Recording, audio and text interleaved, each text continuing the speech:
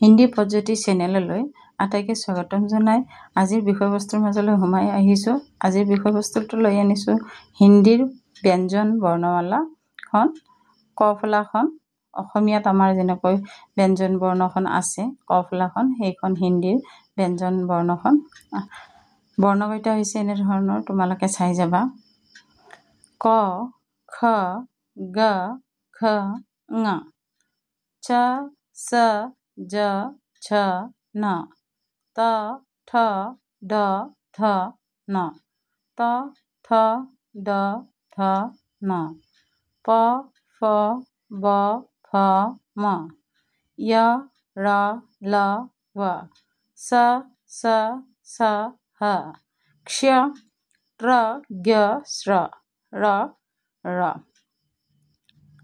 হিন্দী বিষয়ক লৈ আগন্তুক ভিডিঅ'সমূহত আৰু নতুন নতুন বিষয়বস্তু লৈ আহিম।